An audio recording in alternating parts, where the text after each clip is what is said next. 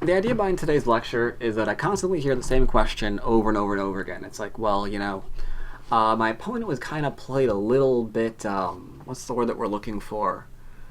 A little bit stupid, and I want to know how to punish that person for being stupid. Like, either they're overplaying and like, grr, that sucks, or they're making mistakes in Joseki, or they're playing small moves, all that kind of stuff. The question I hear over and over and over again is just, how do I punish? I need to punish my opponent. That's what I need to learn. But there's a problem with that. The problem with that is that's only half of the question, and that's usually why amateurs are making mistakes. Because the other half of that question is, do I even need to punish that move?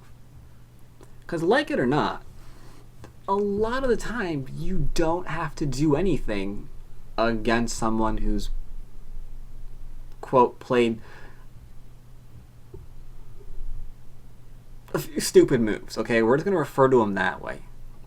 Like the mistakes in Joseki, the slow, the overplays, all of that, we're just going to round that up into one giant ball and just call it a stupid move right now, just for time's sake.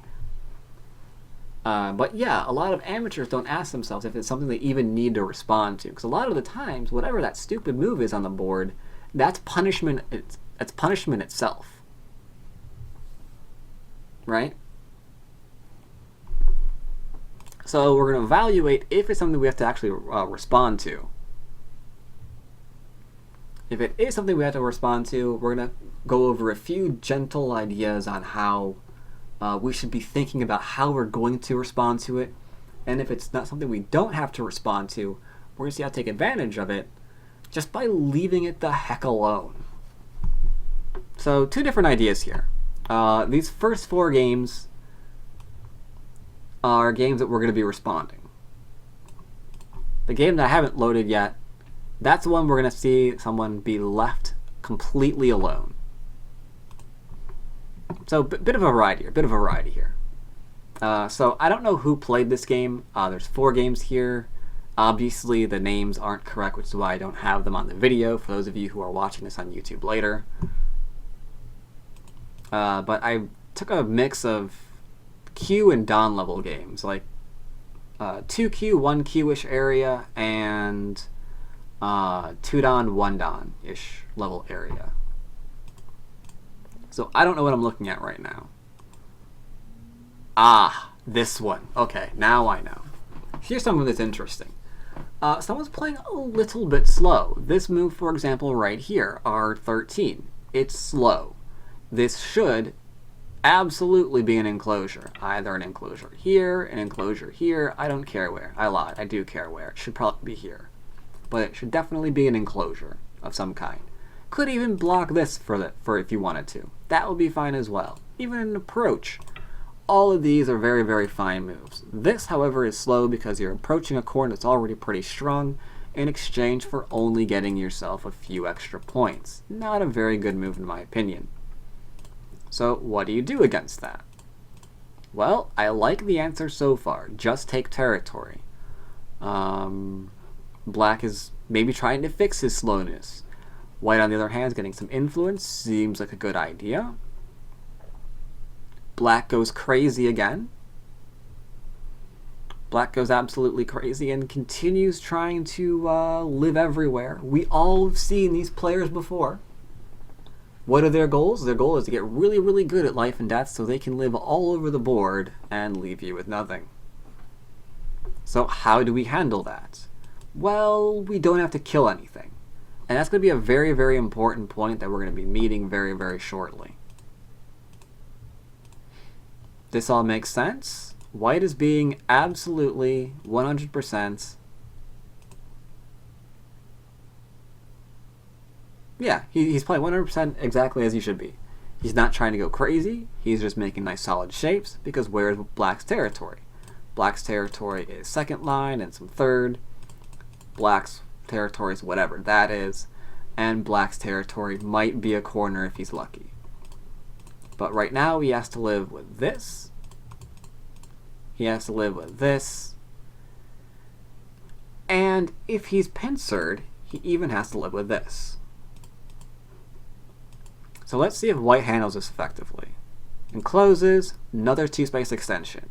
We now have 3 potential 2-space extensions on the board. That's not a lot of territory. So as long as white plays solidly, you should be okay. He approaches a bit farther back. Make that 4 2-space extensions. That's way too many. All we have to do is live. Yep, B has a pattern. B's pattern is make 2-space extensions. All we have to do is play solidly. Get some territory and be happy. B has 4 sides. Do you call that a side, really? I'm not sure if I would call that a side. Having a 2-space extension is not really a side.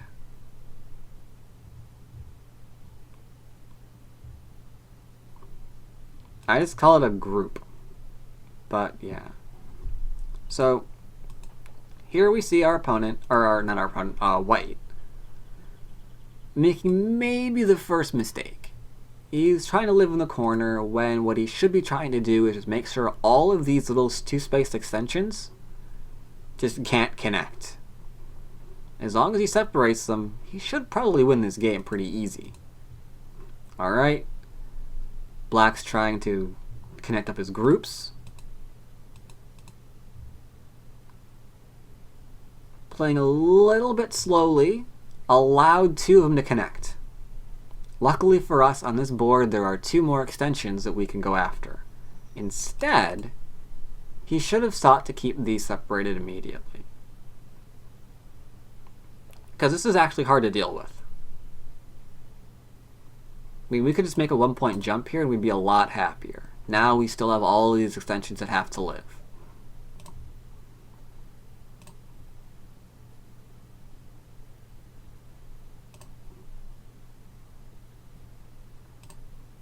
Oh wow, that's a good point. Sick Willie in Twitch chat just mentioned that this is also 37 moves into the game. This is Black's first move above the 3rd line. That's also not a good thing. It means all of his stones are low and can be kept low. Okay, so we have that. He's trying to develop. I like... But he's trying to develop the left by keeping all this low, but he's connecting kind of to the wrong side. You can see that Black has an option of coming out here and kind of wrecking the influence he's obtaining. So right away, that's one example of how we're going to make mistakes.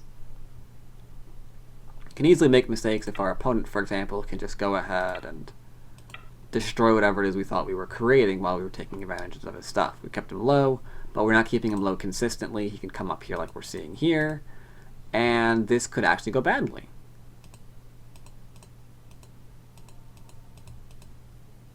Alright, fixes. Good. So far, so good. Keeping him low there. Not bad.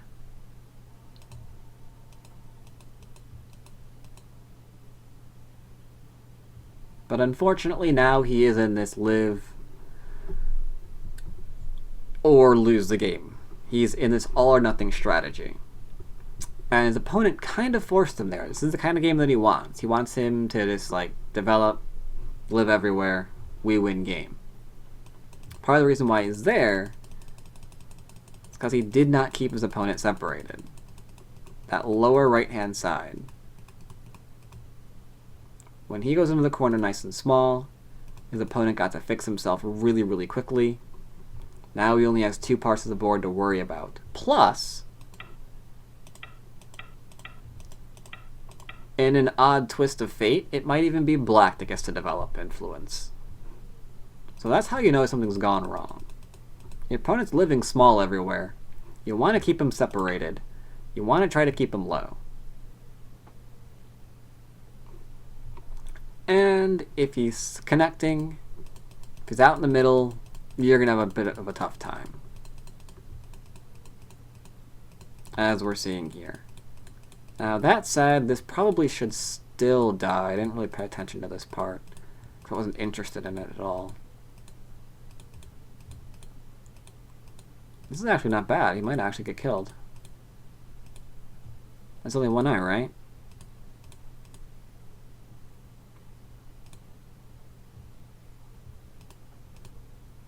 Oh, but there's the other one. No. No, not yet, not yet, not yet, not yet. Oh, bent. We needed just a connection. 016. That's gonna kill you. That's a bummer. Yeah, 016 kind of ruins your day. Well, then I guess you were dead regardless. So you can't, no, you can't play here then. Could you still play here at least? I guess so, right?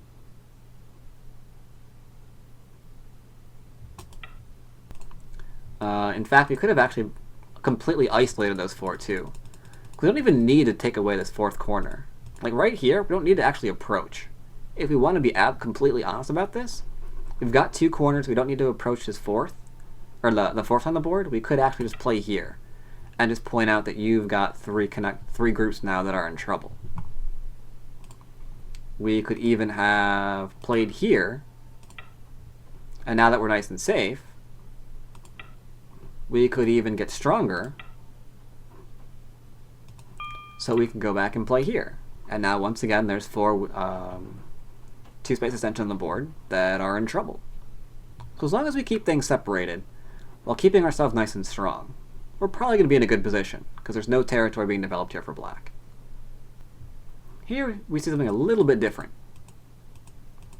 Here we see something in, well, immediately we see a small direction of play mistake. Playing this way is not a good idea, because the 3-3 gets robbed, and you're developing off an L3 stun, which is low, which is a bit of a mistake. Let's see. Let's see what we have here. This is actually kind of interesting. That was good. That was good. Also not bad. Doing everything right. But it's always that one thing, and you have to always be careful about it. Ooh, that's the one thing. That's the one thing. It looks like a tricky move, but we don't really want tricky moves. We want nice, solid moves. Like right now, if he played here, he's probably completely okay, because you can still rob this corner. Even if you turn, you're doing pretty well, because living here is going to be difficult for black. This, however, just gained Aji. Do you see how? Do you see the mistake?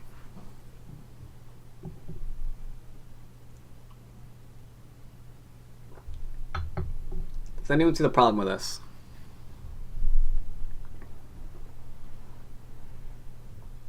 There is a bit of a shortage of liberties, that's true. But if we're playing to surround the group, yeah, if we're playing to really apply pressure on this, he does extend, right? Yeah. That's forcing. That's now an Atari. Your opponent just got away with murder. So that's one thing that we definitely want to be careful of. If your opponent's doing something that's a little bit odd, I hesitate to. I'm going to get yelled at for calling it stupid. But if your opponent's doing something that's either a bit of an overplay, a bit slow, we definitely want to not try anything tricky and just try to play nice and solid, take advantage of it. Because he has to worry about the fact that he's not making territory, that he's making weak groups. We want to make certain that they stay nice and weak. So one way to do that,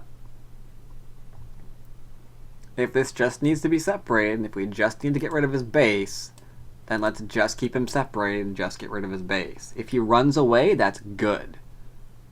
Because if a group's running away, it's not making territory anywhere else. It's making your group stronger while it's chasing it. It's worth infinity points. Let's see how bad this turns out. Okay, tries to develop. Okay, white's trying to recuperate. Influence.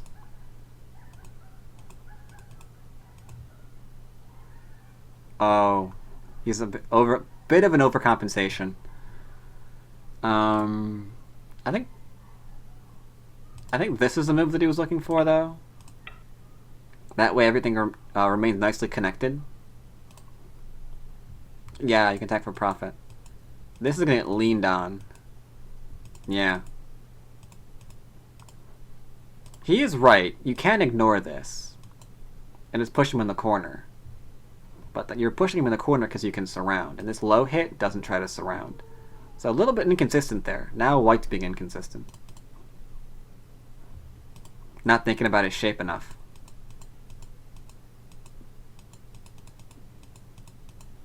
Yeah.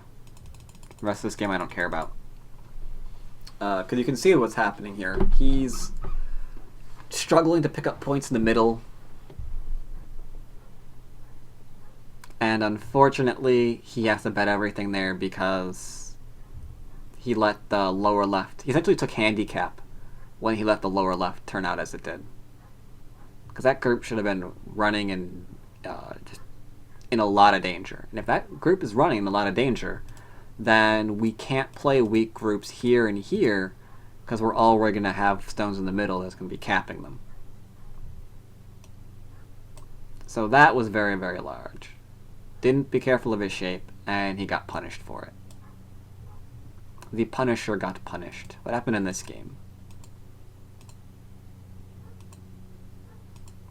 Kicks? Okay. Oh, I know this one. What do you think about Q2? What do you guys think about Q2 as a move? Good move, bad move, fast move, slow move? Attacking move, defensive move? What's Q2?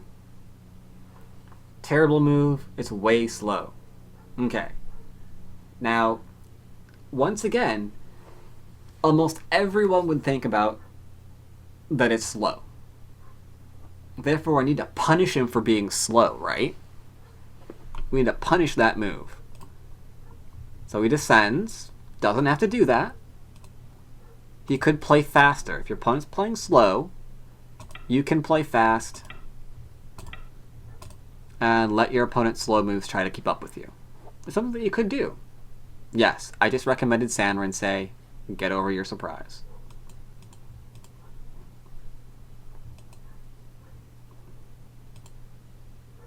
He descended instead. Oh, now he's even leaning on the corner. Oh no. So it looks like we took advantage of our opponent, right? I mean, we kept him low. He's on the second line. That's great. But this is another case where our shape sucks. Like right now, all white wants is Sente. I mean, because he can poke it here. He can try to keep you low. Suddenly you have to ask yourself really awkward questions like, am I dead? This might even be Sentai. And suddenly this group, which was completely fine, taking advantage of slow moves, it just got itself completely surrounded. That's awkward. Now it's a shape problem too. We didn't have to touch the right-hand side at all. We were fine. We could play elsewhere. Q2 is its own. This is an example of Q2 being its own punishment. But black was determined to try to punish the move more aggressively. As a result, he winds up in a bad spot.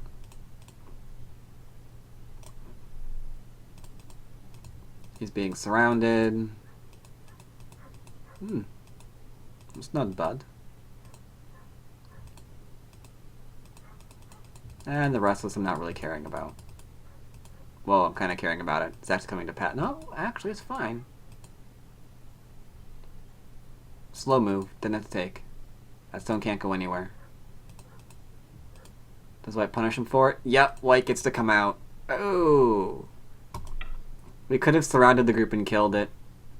Instead, we play the slow move, and now we're caught for it. Because if he plays here, it doesn't matter. We could let him connect up. We still don't care. Because we've killed what we needed to kill.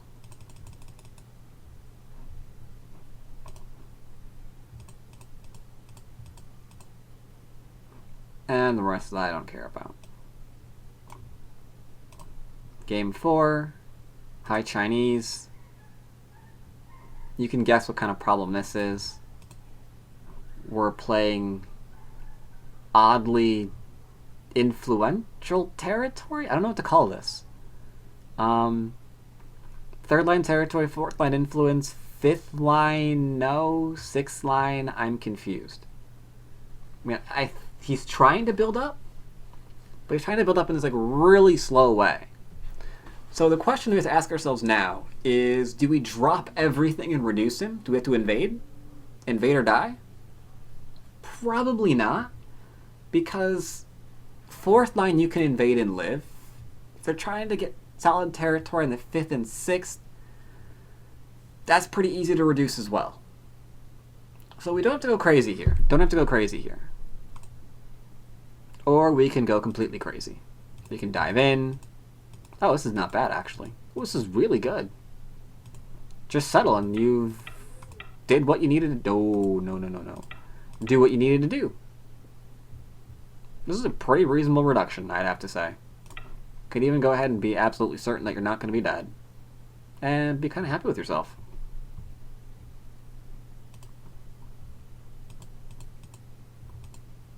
Not the best, but fine. Just play a little bit carefully now. Which you are... Ruh-roh. Okay. Your opponent invades like a crazy person.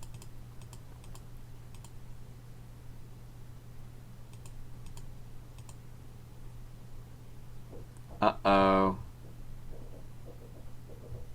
Don't respond in the corner. Please don't play B18. Please don't play B18. Play B18. So your opponent plays away, and you start responding to him all over the board. That's another way that your opponent can get away with playing arguably stupid moves and get away with them. Because look, this group here on the left-hand side is clearly in trouble. He invaded, he made no shape, and then he played away. And if we keep following him around the board, then he's going to completely get away with it, and we're going to feel awkward about ourselves. And maybe we might even try to learn from that game and do the same thing. Especially if this is like, let's say, an 8Q or 7Q game. You see the 7Q do this. You're trying to be 7Q. You're going to try those moves out in your own game. Instead, we should definitely be trying to surround. In fact, you could probably lean on a few of these things before trying to surround, and we'd probably be okay.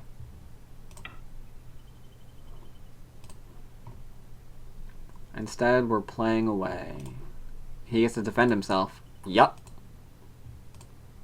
Instead of coming out, instead of trying to apply pressure, instead of trying to poke at shape points and keep this thing running away, look how defensive we're getting. Ooh, look how defensive that is. Black got to completely surround the white group instead of the other way around. The exact opposite happened. Because we followed him, and we were defensive.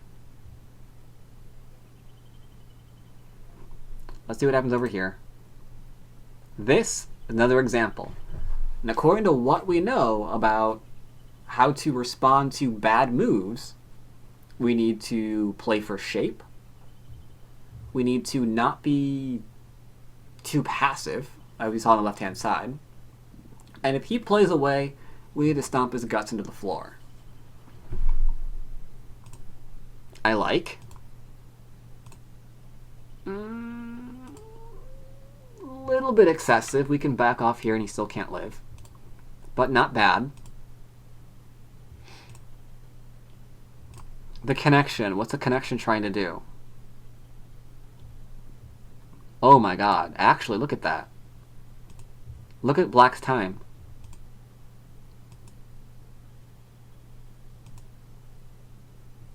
Or White's time, sorry. Wrong person. He didn't spend any time thinking about that. 2705, 2702, 2659. Reading and using your time is also something I'd recommend, by the way. Oh, you can't see it on... Oh, yeah, you're right. You can't see it on the video. Just take my word for it.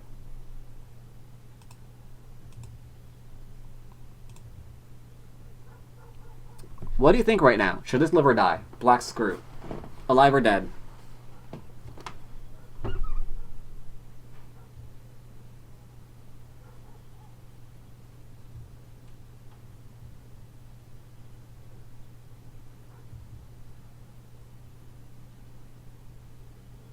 Yeah, the time is right.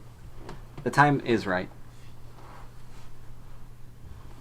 KGS's lovely merging tree allows the time to be added to the moves. It's dead? Okay. So how do we kill it? We need to be careful of our shape.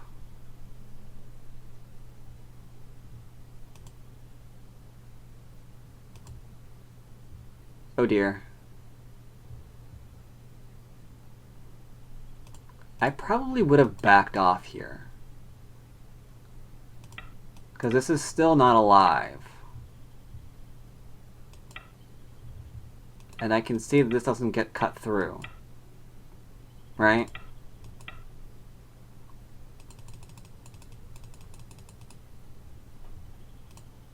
This is an awkward shape that you have to be very careful and read out, because this is not the strongest thing in the world. I think it has a name of some kind, I don't remember it.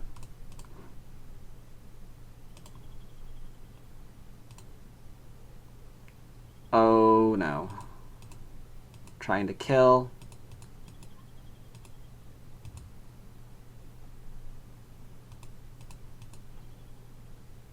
Oh, are we dead now? I think Black died. Can Black live from this? Playing here first, maybe?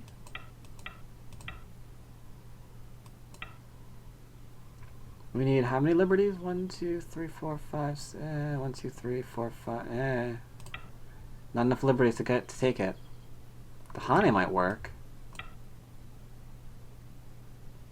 But the cut absolutely works. Oh dear.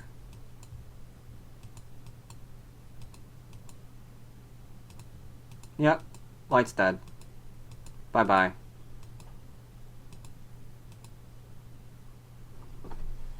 So that's the reverse of what should have happened. And he wasn't paying attention to his shape. He left every cut point he possibly could. As a result, this crazy thing that should not have lived was definitely not punished.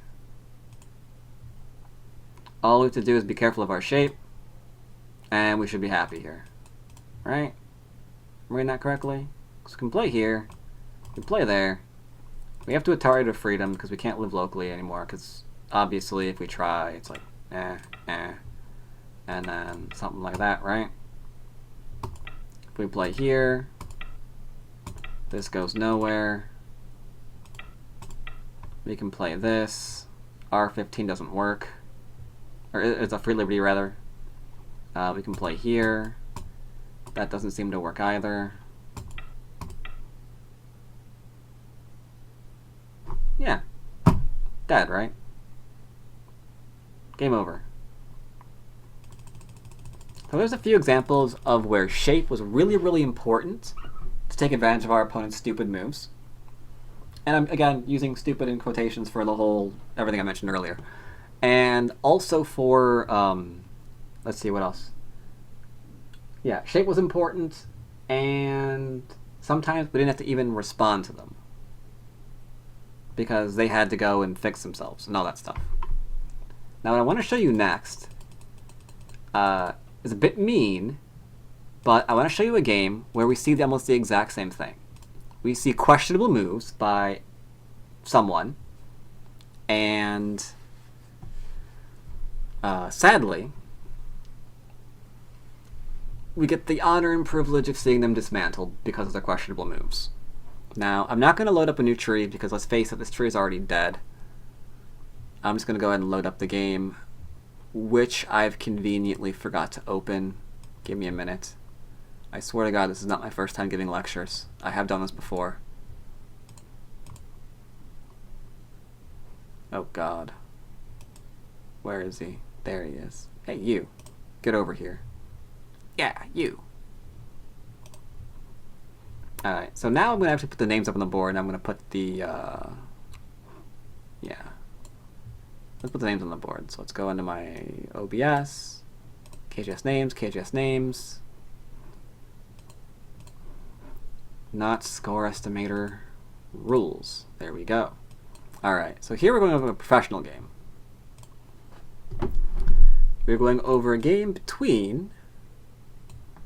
let's get this guy... I don't know if I should say his name. I'm gonna butcher his name. I'm gonna give it a shot. After I'm done typing it. Okay, is that spelled correctly?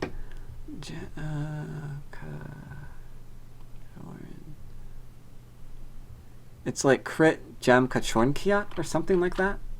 I probably just destroyed his name completely.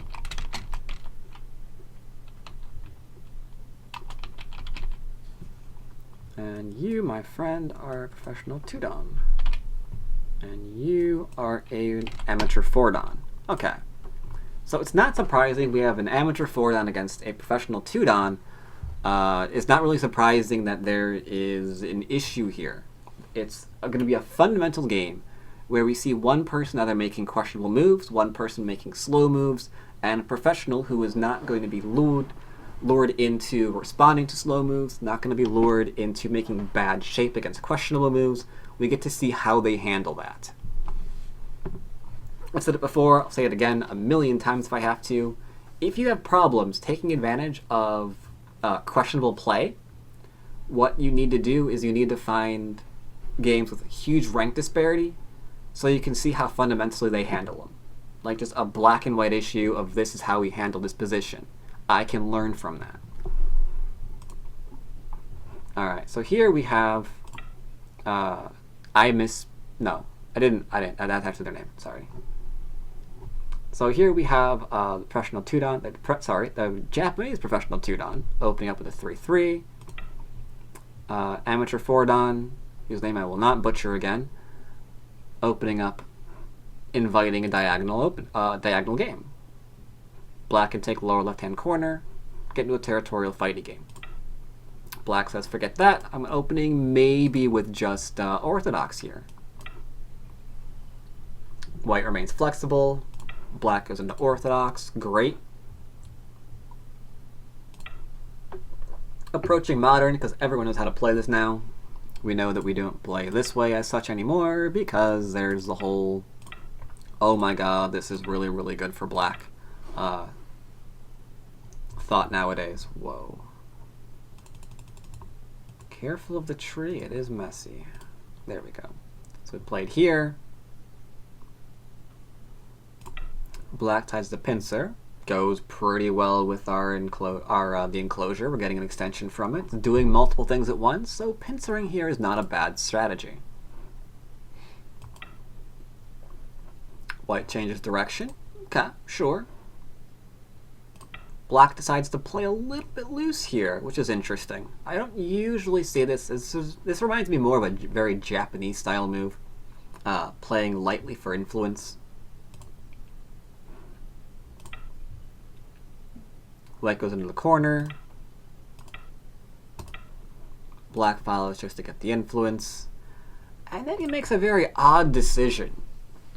White tries to go for everything. It's like, you know what, I'm gonna Hane here. Like, I could connect, right? We could connect here and be happy. I don't know why we would, but we could even defend the push and cut and be pretty okay. But we're trying to defend it in reverse sente. We're trying to get this kind of thing in right now. Sente would go to white, and then we could play a larger move elsewhere. But instead, white says, or black says, no. I'm not doing that. If you want second line connection right now, I'm good with it.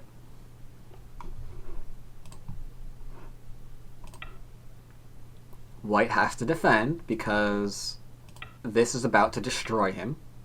We can't give this up, right?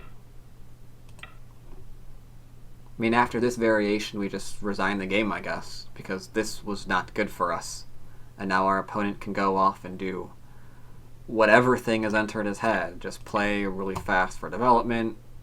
Anything and everything is completely okay here. You got the strength for it. So instead, white has to defend. Black gets to Hane. White decides he needs more room for a base. That way he can cut through the large knight. Black says, you know what? You can cut through the larger knight. I'm not going to hurt my shape. I'm going to remain nice and strong and take 6th line on the bottom if necessary. If you want to come out, that's fine. I'm profiting in the upper right. I'm profiting on the lower side. So I don't care about what you're doing here. You're making me stronger. This is making me happy. So needless to say, white sees this, and he says, I'm going to take all that away from you so you're not going to be happy anymore. This is an important questionable play. Because we were played nice and solidly. We weren't actively really trying to fight white because we were pretty happy with what we were getting. But now we kind of have to prove that we're supposed to be happy with what we're getting, and this is going to be a fine position regardless. Now, this is where amateurs and pros kind of diverge and handle this fundamentally differently. I know a lot of players that would completely flip out right now and be like, oh, no, you're not. I'm going to attack you now, and I have to kill this. And I have to kill this because we got the influence here. So this has got to be useful for something. It's got to be to kill this. Or some other players be a little bit too slow and just go after the one stone. But that's not good for many reasons. One, we can't actually kill that one stone with this particular... But even if we could, it's too small.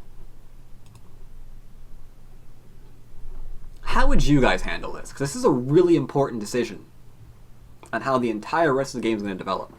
How do we actually handle this? What do we actually do here? F3, approach. P8. Oh, Dasan, you're amazing. People don't give Dasan enough credit. But he's really... He really has his fundamentals down. Whatever anyone else says, he's got his fundamentals down. He's got the exact right idea.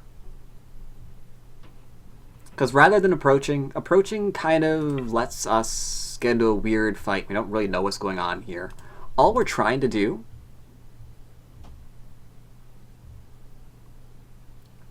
apparently all we're trying to do here is just remain solid, right?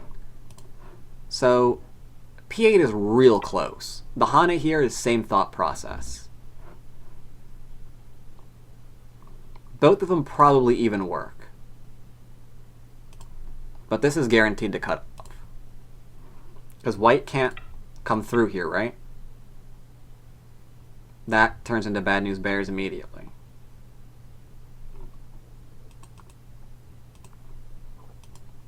So white says, I'm going to make that work somehow. And black says, no, you're not. I'm connected. My group is nice and strong. And I'm going to cut you if you're not careful. So white's like, okay, I'm going to connect. Because you have to protect here. You've got to play the Hane. But white's pretty strong right now. And black's pretty strong right now. And white's on the second line on the right-hand side of the board. He's got a weakness on the bottom of the board. We can play elsewhere. Don't get me wrong, this is a pretty decent move, but it's concentrating all on the right-hand side. Bit too small right now. So black says, no, I'm not going to respond there. I'm going to play a larger move elsewhere. You're responsible for your own small moves. I'm going to keep playing big.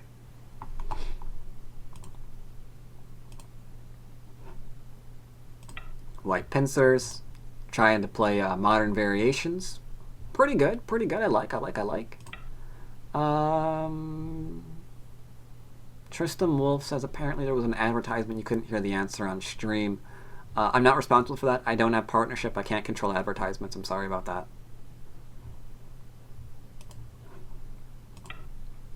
Let's see. Yeah, backs away. Jumps out all nice and modern. Throws in, because we're going to fight over the stone.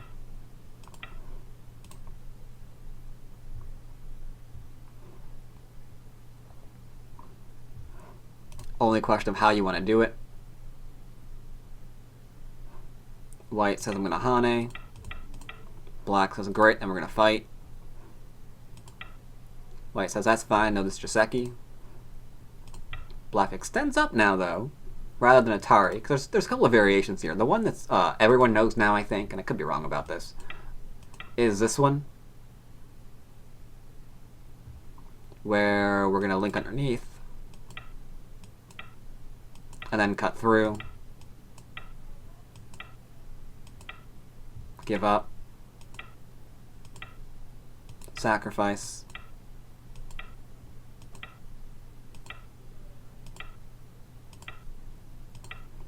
something a bit like that.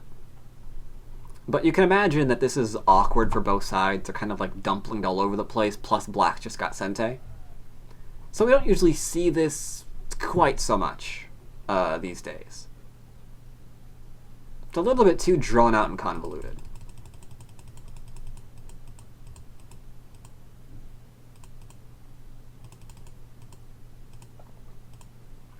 Instead, Black decides, you know, I'm going to play simple. I'm just going to expand here, or extend here. I'm going to threaten to kill you. White tries to get defense of his stone, which makes perfect sense. Allows Black to cut. Now there's no weirdness with D14. We're just going to go and take our corner. Black gets to extend. And now we're good. So it's kind of a bit of a simpler variation to what we just saw. Like, if both players recognize the fact that what we're about to play is going to be god-awful for both sides, let's just play something simpler and not go through it. So I like this variation. I like this variation a lot. Unfortunately, I like it a little bit better for Black, because Black wanted influence, and Black is now getting influence. We know we wanted we know Black wanted influence because of the lower right-hand corner.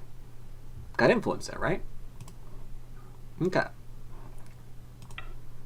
White tries to follow up, but this follow-up just says I don't want to be enclosed in the corner.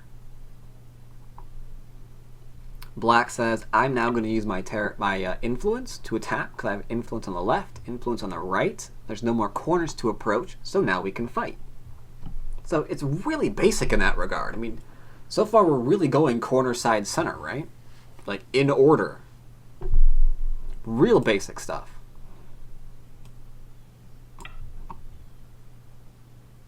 White defended the corner. So now surely we have to kill, right? We have to kill. Obviously we have to kill. I mean, our opponent didn't defend themselves. They didn't defend themselves, they deserve to die. That's usually the thought process here. It's not Black's at all. Black's like, you know what, this is going to live. It's one group, it needs to live, it'll live. So all we need to do is make you live nice and small. Not going to go crazy. No reason to go crazy here whatsoever. We're just going to go, you're going to live, and that's fine. Why is it fine? Because we're developing the left-hand side extremely fast while you're just trying to not die. Black realizes this, tries to get in a forcing move, which is forcing before going back and doing the whole trying not to die thing. Hane to create cut points. Those cut points need to be defended. If they're not defended, then you're going to die. So, okay. You can go and live. We're just going to completely surround you again while you're living. Now Black's developing influence on the top of the board and on the left of the board. White got out with R11, or R10, but we can attach at R11 and keep that under control. So this is a really great example of how to take advantage of slow moves and questionable moves. We had slow moves on the right-hand side. We didn't care. We just got shape, played larger moves elsewhere. White's trying to live with these two stones that were very, very weak and arguably too close to our influence. That's fine. It can live. The board is still open enough that the amount of influence we're getting is completely fine with us. Getting shape for life. Getting development again. We got our response. Don't have to play here again. It's a little bit too small, going all into the upper right-hand corner again. Instead, we are going to expand and use our influence. And as we're doing this, we're seeing black noticeably taking the lead away from white. White defends corner because he's kind of surrounded. Black's fine, just jumps on out.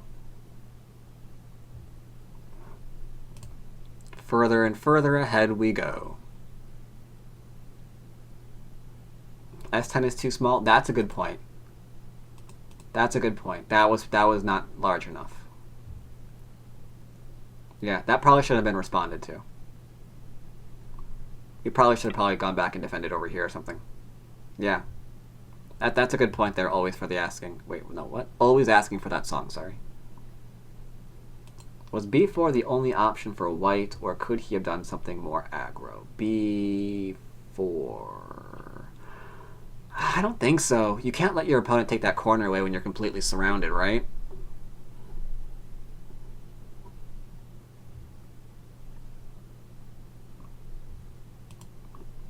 So no, I don't think so. I mean, we could kick. That's still leaving the 3-3 available later on. We can't go too crazy here, obviously, because this shape's not gonna hold up. It does feel wimpy. But sadly, that's actually a pretty good one.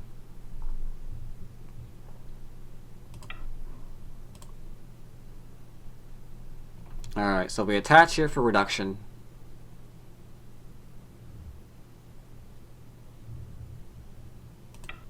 Poke. Back off. White's connecting his stones up on the second line. Not being crazy and trying to hane and prevent it. Because we're more than happy with what we're getting in the middle. No need to give our opponent opportunity to do anything else.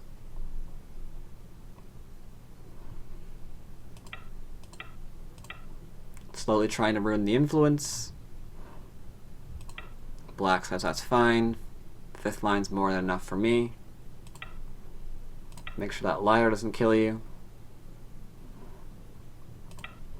And start poking at the middle. Poking at the middle is defending just the one area. There's still one large area on the board still. So black takes.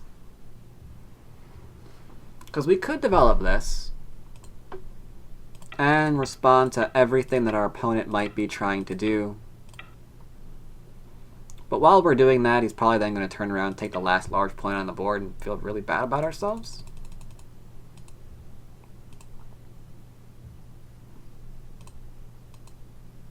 So, last large open area. White gets to push.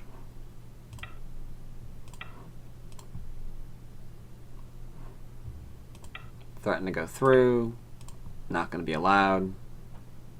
So we connect everything back up.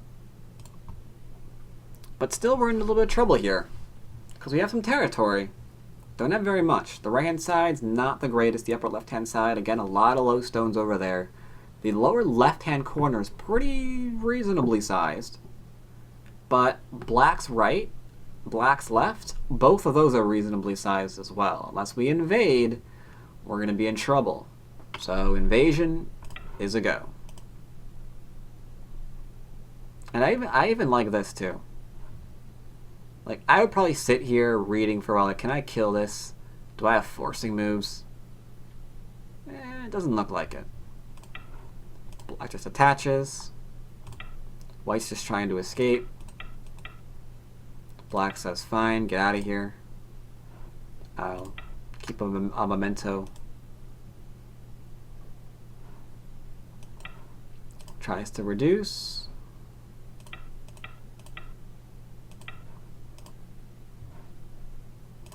Pretty heavily reduced. Don't get me wrong. Now I got to reduce the right-hand side. Black's just going to hold on to his lead at this point. Taking all the points we possibly can.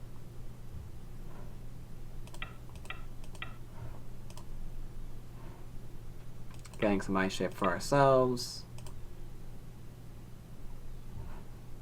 White says that's too slow. We're going to keep reducing. Throw-in locks him back in. Large move elsewhere. White continues trying to go after one stone at a time.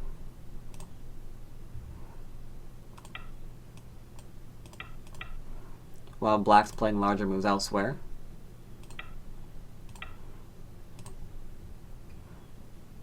And poking and poking and poking. Test. Do an Atari. Endgame there is going to be good later. White has to be forced to capture it. Again, just sealing off our points because the left-hand side, the upper right, all these are pretty good for us. The lower left is not worth very much. The right hand kind of grew a bit, but a lot of second line stones there still. Even some first line. Same with top of the board. White says, I'm going to kill you. I've had enough of your shenanigans. Black says that's completely a-okay. I'm just going to live. And from here, he loses on time. Though Black is alive, we can't kill him. So the game was pretty much over regardless. So I thought this was a really great example. I wasn't sure if I wanted to go over. Yeah, White loses on time. Did I say Black loses on time? If I did, I'm retarded. Yeah, White loses on time. White loses on time. But I wasn't sure when I wanted to go over the idea of punishing moves. Then I saw this game, and I realized that it was a pretty good week for it. Because you couldn't ask for more things in a game. We saw slow moves, we saw some questionable moves where we could attack something, and we had a really basic answer to this. If it's slow, we can play larger elsewhere. If we're attacking something, we're getting shape. We're not leaving weaknesses behind. And because our opponents got weak groups, our opponents playing slow moves, we're not. We're looking after our shape. Your opponent just like almost magically falls behind because of the earlier mistakes that they made. So I thought that was a really, really great example of the idea of punishing. Sometimes you don't even have to. Sometimes the question isn't like, oh, I don't know how to kill my opponent when I'm punishing them. We saw that there was not even an attempt here. Like, you don't always have to kill. Just know when you have Sente. That's a bit more important. Make sure you're not leaving weak points behind. Make sure your shape is good. And those punishing and the play that you're trying to punish, it's going to probably attend to itself almost, as we saw here on the game.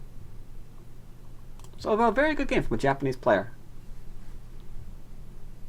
Definitely enjoyed it. Good one to learn from. I always like disparity games like this. So much to learn from. Hope you guys did too. Hope you guys learned a little something as well. With any luck. But now, that wraps up this particular lecture. I have been streaming for the last 6 hours, so I'm going to get dinner. Because I am hungry. Do you advocate playing disparity games? Okay, that one's a bit iffy. You can play. No, it's not iffy. Yeah, I do. I really can't say otherwise. If you can play a stronger opponent, you should. That'll teach you a lot about your mistakes. If you can play against a stronger player, you should. And if you've got some free time, maybe you don't want to play like an even game. Playing against a weaker player is nice for them too. But yeah, I recommend it. I definitely recommend studying them. I go over them almost whenever I can. And this was part of the, what was it called? Game. What is your tournament? The Globus Cup? Has a lot of players from a lot of different countries playing in it. As a result, there's quite a bit of disparity in some of those games. So I would pay attention to the Globus Cup. Absolutely. Look over some of those game records. There's a lot to learn from in them because you have amateurs playing some professionals. Good stuff, good stuff. Speaking of good stuff, I should also point out that nowadays I happen to have a Patreon. And if any of you have ever wondered how to support videos or lectures, things like that, you are more than welcome to do so at the link provided. I have very, very big ideas on where I want to take my Go videos and where I take my Go streaming in general. Pretty much as far as I can, as long as there's support for it. But you can read more about that on the site. It looks like very shortly we're going to switch from having lectures every other week to having lectures every week. I am really, really close to that goal. So very, very soon, you can look forward to that. We're really, really close to that right now. For now, I will say I'll see you week after next. No, I won't, actually. Actually, no, I won't. Now that I think about it, we may actually have a lecture next week. Nick Sabicki and I are going to be doing a collaborative lecture where I think we've officially decided to look at some random games that a third party is assembling for us. Games between 1 Qs, 5 Qs, 10 Qs, Dons, Pros, etc. We're going to look over the game, see what's going on in the game, and we're going to try to guess the rank of the players involved. We anticipate this to go really badly for us, but we're going to make the attempt because it should be both learning and fun. So I think that's what might be happening next Wednesday, or next week at some point. I'm not sure. If you're following me on Twitter, you'll know when that's actually taking place. You can follow my Twitter, of course, at Dwyrin. See, anything else? I think that's it. Yeah. So until then, hope you guys have a good week. I'm gonna go eat. Take care, everyone.